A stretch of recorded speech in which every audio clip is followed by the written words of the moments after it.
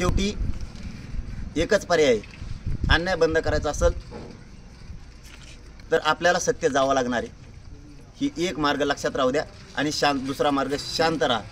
तिसरा मार्ग, ज्या जातीनं मराठ्यावर अन्याय केला त्या जातीचा उमेदवाराच्या विरोधात उमेदवार द्यायचा नाही, पण त्याला नाव घेऊन पाडल्याशिवाय मग सोडायचा, जर यांनी जातीवाद थांबवला नाही तर। कारण आपल्या पुढं पर्याय नाही, दुसरा पर्याय नाही, त्याला मग पाडावं लागणार आहे। कारण विधानसभा जवळ आहे। झालं तुमचं लोकसभेला तुम्ही घेतला साधून, आता तुम्हाला वाटलं लोकसभा झाली की संपला विषय, आल्या विधानसभा की 2-4 महिने तुमचे माणसं कुठं तर उभं राहणार आहेत महाराष्ट्रात।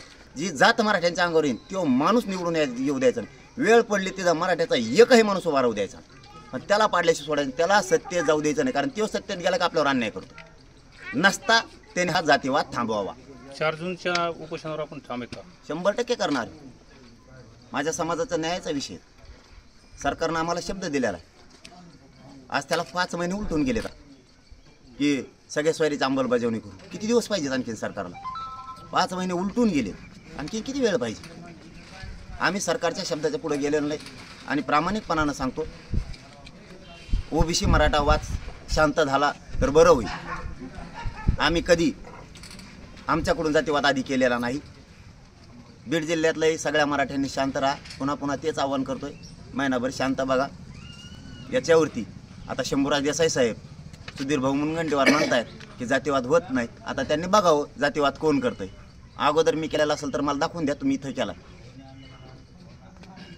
फक्त मला दाखवून द्या।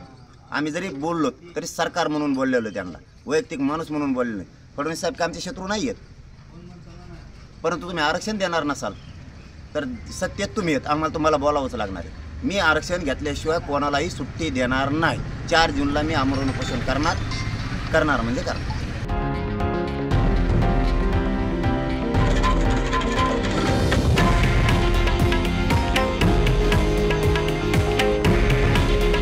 हे आहे देशातील नंबर 1 न्यूज नेटवर्क आणि आपण पाहत आहात TV9 मराठी। काळजी तुमची, हित महाराष्ट्राचं।